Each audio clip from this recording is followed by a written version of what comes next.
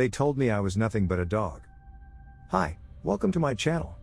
Today, we've got a story from r/nosleep that will send chills up your spine.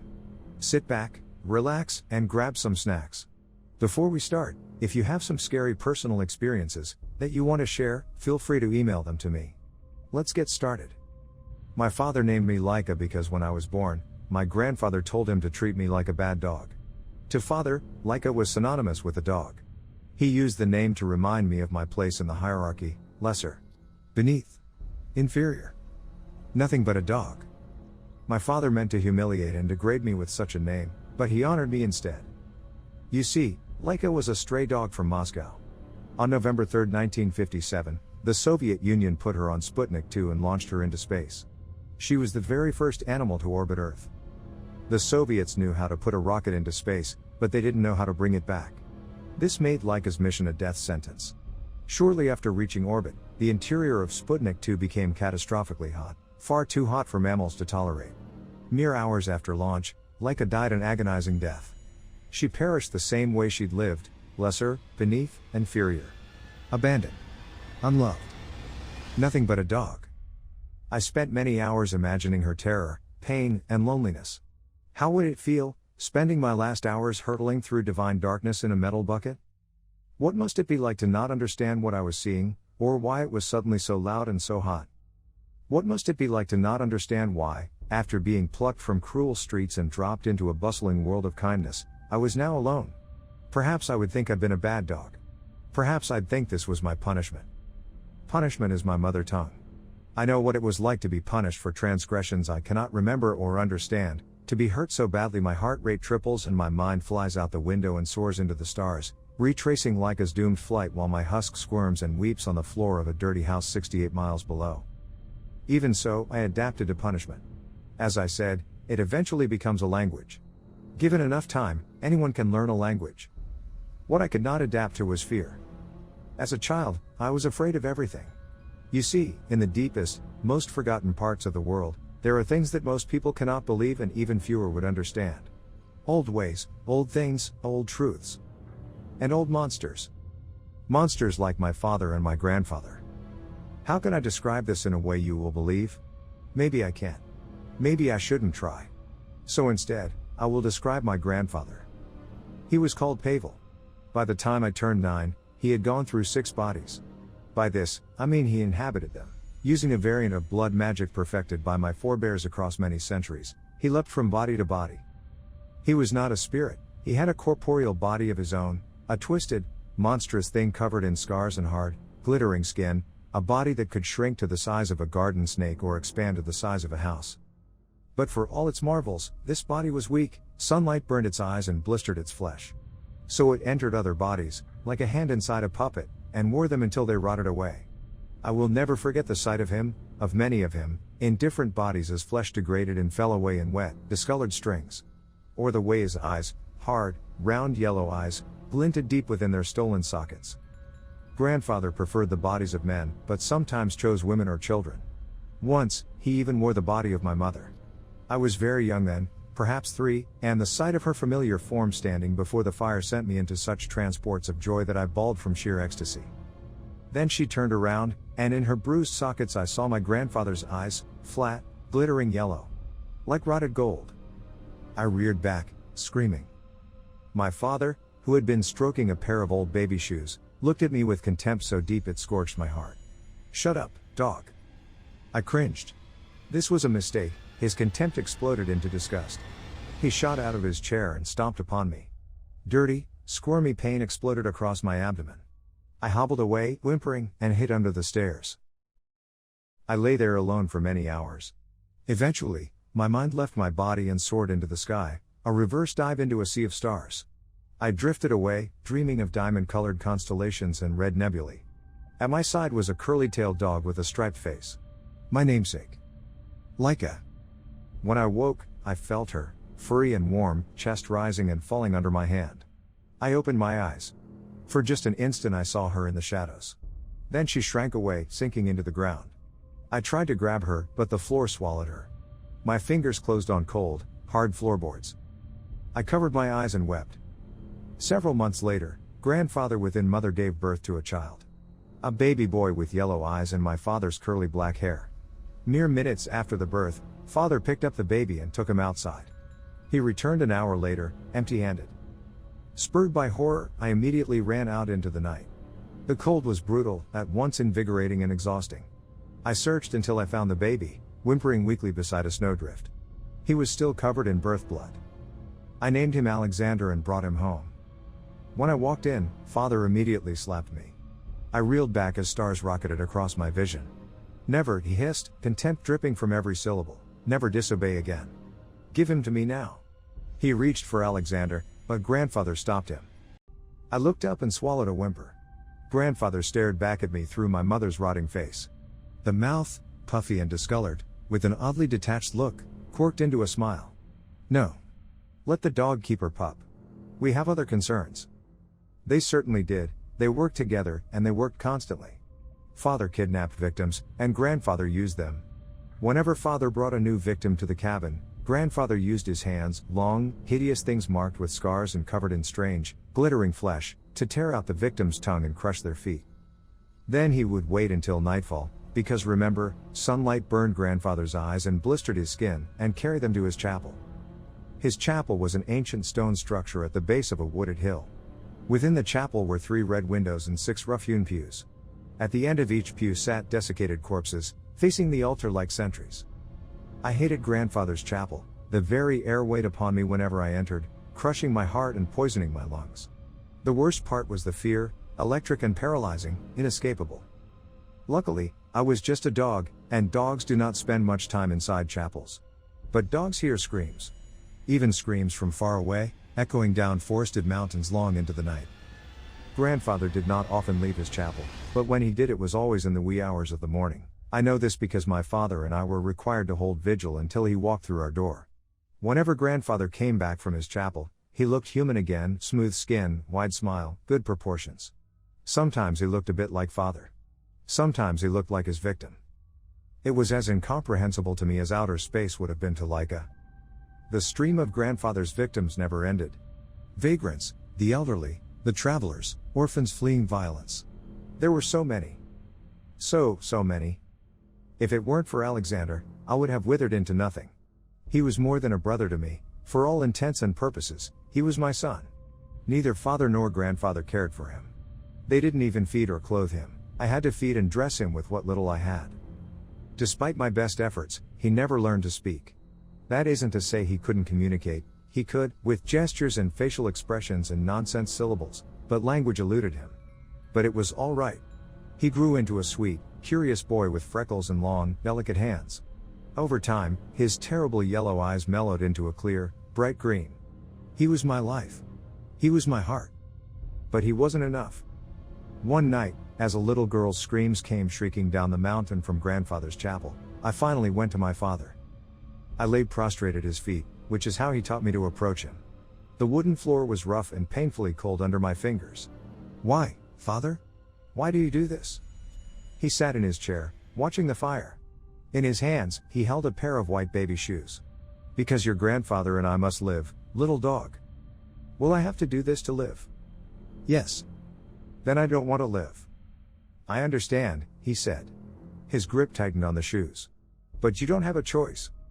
I choked back a sob and waited for the dismissal. I could not come to him without crawling, and I could not leave until he told me so.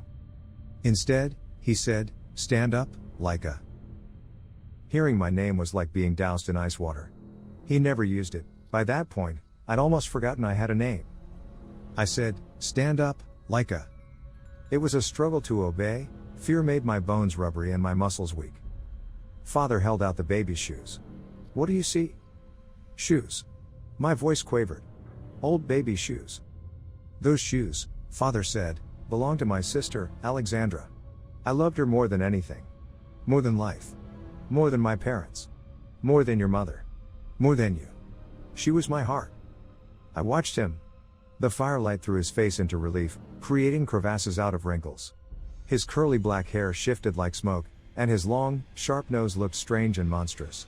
Paralytic electricity swarmed my skin, so much like the chapel that I could have wept. "On my 12th birthday," father said, your grandfather boiled a pot of oil and called Alexandra to him. She and I were going to pick wildflowers later, so she was dressed in her finest clothes, a blue dress and white shoes. These shoes. Father did not speak for a very long while. She was my heart, he finally repeated. When my heart broke, I broke. It made me like grandfather. Someday, I will be just like him. I will live forever. You will, too. That night, I had a nightmare of a little girl with sunken yellow eyes melting into blisters as my mother's rotted body doused her with boiling oil. I woke up, screaming. Moonlight streamed through the window, drenching my room in celestial silver. My heart thumped so wildly that I could see my nightshirt moving. It wanted to escape. I wanted it to escape, too, because without it I would die, and when I was dead I could sail the stars with the other Laika. Small, warm hands touched my face. I turned, expecting Alexander. Instead, I saw my nightmare. Greatly inflamed blisters bubbled and burst, sending rivulets of pus down her tiny, raw face. The skin around its mouth had burned away, leaving neat rows of milk teeth fully exposed. Burned scalp and dull bone glinted through black, curly hair. A blue dress clung to her body. Oil dripped from the hem, soaking my blanket. Don't cry, she whispered. Alexander stirred between us. Get out, I whispered. The girl's blistered chin quivered. But you made me come here. Please let me sleep. All right, I whispered because I did not know what else to say. The girl burrowed under my blanket. I watched, aghast, as she threw a bony, burnt arm across Alexander and drifted to sleep. That night, I did not sail the stars with Laika. Instead, I sat awake, watching the apparition with mingled excitement and fear. Just before dawn, my door creaked open. I tried to shield the girl as my father stepped into the room. What is that? He asked sharply. Please, I whined. Please, don't. The girl shifted, and, incredibly, began to shrink. Her body flattened into nothing, leaving her dress crumpled on the floor. That sank away, too, leaving the cold, empty floor in its wake. What was that? Father screamed. I saw it in my sleep dash. Her. Father roared. Her, not it. I saw her in my sleep, I stammered helplessly. When I woke, she was here. Sweat gleamed on Father's skin, reminding me of stars. Get dressed. You must see your grandfather immediately. I fell to my hands and knees and crawled to him. No, he said. Stand up. Bring the boy. Alexander wept angrily when I picked him up. But I ignored him and followed Father into the dark forest. The full glory of early spring bathed the landscape, pale beams of light shafted through the canopy, cutting the thick shadows with gold. Vermin crept through the undergrowth, and deer watched from a distance. The forest was always full of animals. Grandfather was no danger to the birds or beasts, after all. Soon the chapel came into view, an ancient little church with a black spire, red windows, and frost-encrusted stones. Father ushered us inside. The moment I crossed the threshold, my skin began to crawl. Dread and fear swept over me. Alexander burst into tears. Father shoved me toward the altar. Out of the corner of my eye, I saw the sentry corpses twitching. Chests rose and fell in jagged, senseless rhythms. One especially tall corpse with long copper hair turned as I passed. I covered Alexander's eyes and stopped at the altar. Shadows thickened and writhed against the back wall. Back in the pews, bones clattered and dried joints creaked. Something blinked in the darkness behind the altar, great, flat eyes like golden moons, shining in the cold shadows. Grandfather. The dog, Grandfather intoned, and her pup. He snarled, a deep, bone-shaking rumble like that of a tiger. Teeth glinted in the shadows, a shining ivory arc wider than Father's entire head. Pavel, Father said urgently. She had a nightmare. When she woke, it followed her out of the dream. It came alive. I saw it. Oh, Grandfather murmured. Oh. Our little dog has talent after all, said Father. All good and well, said Grandfather, if she loves her pup. Do you love your pup, dog? He reared up from the shadows, twisted and sinewy and utterly inhuman. Do you love him? Or do you feel obligated to him? I opened my mouth to answer. Instead, I burst into tears. Grandfather laughed a low roar that shook the dust from the rafters overhead. A weak bitch indeed. Our hope is in the boy, Mikhail. It was always in the boy. That is why we made him. Now go. Those great yellow eyes flicked to the pews. I do not like to tempt my sentries. Not when they are hungry as they are. Fear and disbelief battled across Father's weathered face. Do you not understand what I've told you? She creates life from thoughts. A poor substitute for what we require. Leave, Mikhail. But Grandfather rocketed out of the shadows, a rippling mass of glittering skin and malformed limbs, and knocked Father to the stones. The corpse sentries uttered a deep sigh and continued to twitch. Never, Grandfather snarled. Sunlight poured through the crimson windows, imbuing his strange hide with a red glow. He looked like the sky. A starry piece of outer space. Never defy me. I waited breathlessly for Grandfather's eyes to burst and his skin to sizzle. He was, after all, exposed to daylight, but it did not. Many moments later, Grandfather struck Father across the face and whipped back into the darkness. We left. Father did not speak again until the cottage came into sight. Then he grabbed me and dragged me off the path. Listen, he growled. Listen well. I can protect you from him. And he looked down at Alexander, eyes blazing with disgust. When the time comes, I can protect you from him, too. But only if you help me. Why should I need protection? He's small, and loves me as a mother. Do you remember the story of Alexandra? Father asked. I nodded. Your story is coming. Only Alexandra will be me, and you will be Alexandra. My heart fell to the cold earth. I carefully pressed Alexander's head into my shoulder, shielding his face from Father. Listen, dog. When next you dream of my sister, his voice broke, he pulled away and ran his fingers through his hair. Tears shone in his eyes, which were huge and miserable over his quivering mouth.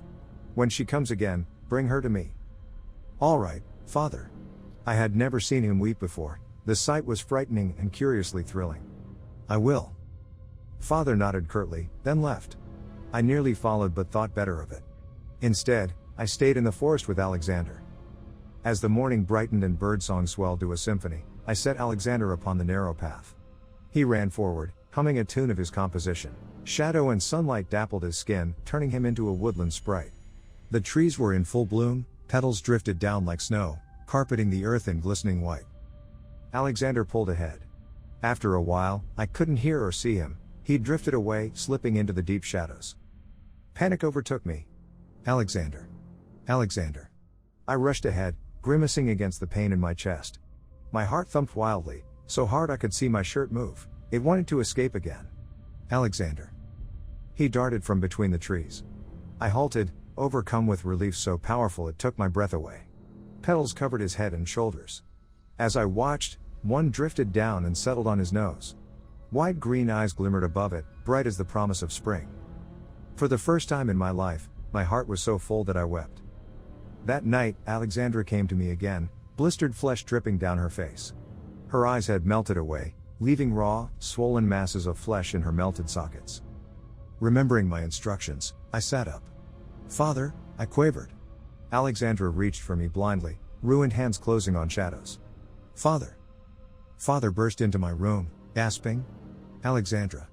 He shot forward, arms extended as if to sweep her up. She turned. Father froze.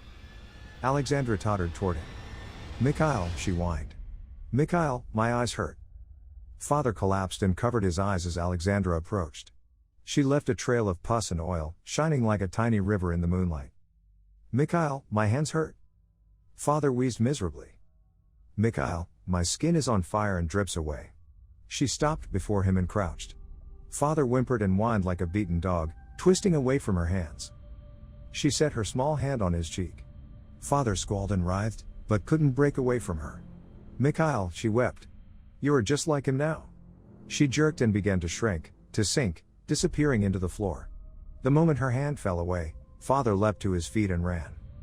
After that, he did not ask to see Alexandra.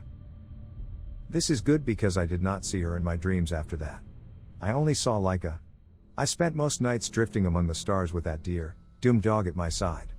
Imagined or not, the sights were glorious, incomprehensibly beautiful star formations, planets, great multicolored expanses of celestial mists.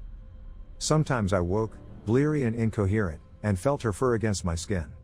But by the time I opened my eyes, there was nothing. One winter morning, I woke very early. My stomach growled immediately, and no wonder, Father hadn't fed me for days. I'd fed Alexander with table scraps and tree bark. That, I decided, would change today. I crept into the kitchen. There wasn't much, there never was. But I scraped together what little I could, and turned around. My grandfather sat at the table, great golden eyes shimmering in his terrible face. Little bitch. What have you done to your father? He no longer hunts. He no longer eats. He no longer obeys. I felt like I was back in his chapel, crushed by darkness, heavy with dread, on the verge of panic. Your ability, said grandfather, has not been seen on this earth for 1,000 years or more. Of course, the ability wasn't of the earth, I'd no doubt come across it while sailing through space and breathing stardust. It's just nightmares. No. You take the dark things of the world, the fear, the hate, the pain, and channel them into physical form. And that is just the beginning. You will be able to do anything.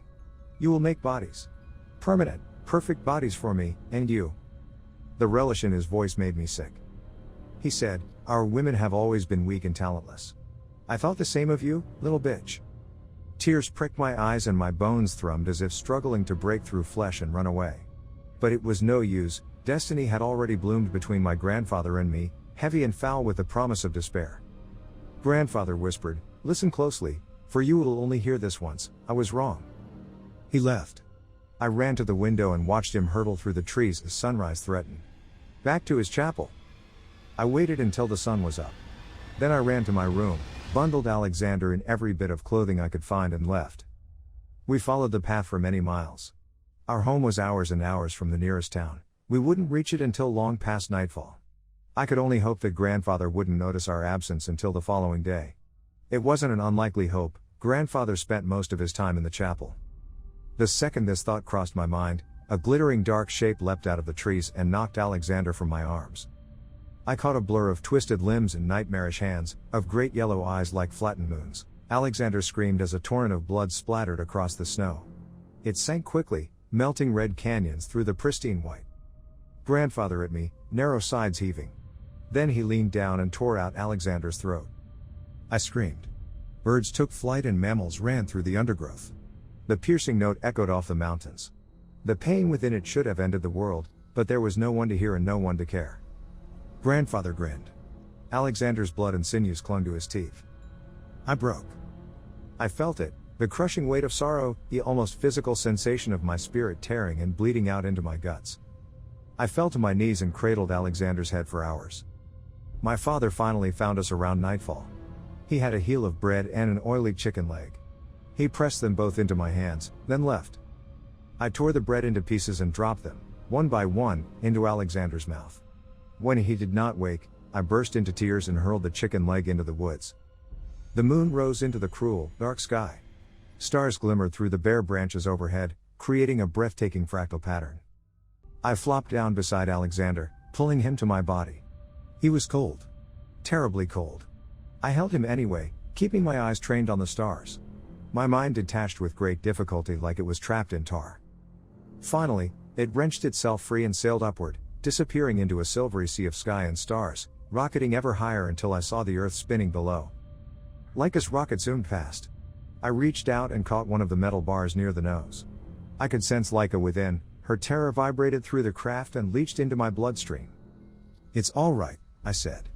It's all right, Laika. I'm here. When you land, I will help you out and we will play together. Her fear diminished, and so did her pain. So did mine. Together we sailed the stars, looking upon the earth and marveling at the incomprehensible beauty around us. I woke cold, sore, and in more pain than I can describe. I sat up. Alexander's stiff body broke away from mine. I reached for him blindly. A thin scrim of ice covered his eyes. The wound in his throat was an open horror, one I couldn't look at for long. I drew my knees to my chin and wept. After a while, something warm bumped my hand. A wet nose touched my palm. I knew what I would see long before I opened my eyes. Laika's striped face and dear curly tail made me smile, even through my tears. Stars glimmered through her fur, gently pulsing pinpricks of light. What is this? Grandfather's voice echoed through the trees. Rage flowed through my blood, exquisitely corrosive. Hate, I learned then, is pleasurable, it is fury and it is the basis of power. Grandfather erupted from the darkness, scaled skin shimmering like a river under the moon. You waste your talent, he sneered, on a mutt. Not even your pup. No matter. I will correct you. Laika reared up and leapt, snout piercing one of grandfather's flat moon eyes. He screamed and shook his head back and forth. Laika fell to the snow, twisting, and quickly righted herself. Then she bit his foot. Her teeth sank through that impenetrable, immortal hide like butter. Laika was not large enough or strong enough to kill him, but she tore holes in him the way a match scorches holes in paper. Soon grandfather was on his knees, mere feet from Alexander's corpse. Laika came to me, panting, and collapsed in my lap. She bled from 1,000 wounds, some small, some undoubtedly mortal. Good dog. My voice broke. I stroked her gently, willing those wounds to close. I was a monster. I'd used Laika just like the others had, calling her down on pretenses, filling her with hope, before throwing her into the void. Good girl. Good girl. I looked up as grandfather's good eye slid to my dead brother. Something dark bloomed there, a wicked, corrupted hope. He curled in on himself, twisted body shrinking to a withered husk, and slid down Alexander's throat. I screamed as Alexander's body twitched and juddered. Then he sat up, bones creaking and frozen sinews cracking. He smiled. His eyes shone like molten gold in a forge. Laika attacked again. Alexander's face curled into a snarl as she bit and tore his skin, exhibiting energy at odds with her awful wounds. I watched, helpless and hopeless and hurting, wishing I could detach and fly into the stars once more. Except there would be nothing there for me now. I'd called Laika down from the stars and doomed her. The snow crunched behind me. I whirled around. Father stood there, watching me with contempt. In his hands was a sleek, gleaming shotgun. Relief and horror engulfed me. This was the end. My mind would detach, forever this time. The fear would finally end. Laika bit down on grandfather within Alexander, who hit her. She whined but held fast. Father stalked past me and cocked the gun. No. I screamed. Don't hurt her. Don't hurt her. Father pointed the gun at Alexander's head and fired. Blood and viscera and dark, glittering flesh exploded across the snow. Father fired again, then reloaded, and fired again and again. Alexander's head evaporated into red mist. Finally, his body lurched, and grandfather, small, bleeding, scaled grandfather, slithered out of his throat. Laika caught and held him. Father pressed the barrel of the gun against his good eye and pulled the trigger as the sun broke over the mountains. Father stepped back. I reached for him, drunk on hope and gratitude, but he recoiled from me. In his weathered face, I saw despair and rage. And contempt. He kept his eyes trained on mine as he placed the gun in his mouth. No. I screamed. He pulled the trigger. Half his head evaporated, leaving a glistening mass like a fleshy geode. His body stumbled forward a step, then crumpled to the snow. It took a very long time for the sun to burn grandfather down to dirty oil. Laika held on until the last scrap of skin melted. Then she stumbled to me and collapsed. I stroked her until her body shrank and sank into the ground, leaving nothing but a scattering of tiny, dim orbs, the stars I'd seen in her fur. I touched one. It was pleasantly hot. I gathered them up and slipped them into my pocket. I went to Alexander's body, ravaged beyond description, broken in ways that did not seem entirely real, and sat with him until nightfall. Then I stood and walked away. And life went on. At first, I brought them back from my nightmares, Alexander, father, grandfather, even Alexandra, but I quickly taught myself to starve and eventually kill my ability. It is not a good power, it is born of rage, despair, selfishness and fear. And I cannot tolerate fear. Besides, dogs do not have such awful powers. It is good to be a dog because they are not necromancers. They are not monsters. They are nothing more or less than the simplest and most loving of creatures. That is why I will always be Laika the dog. What do you think about this story? What did you feel while listening to this? Let us know in the comments down below. If you liked the video, subscribe to the channel to see more videos like this. Hit the notification bell to make sure you never miss an upload.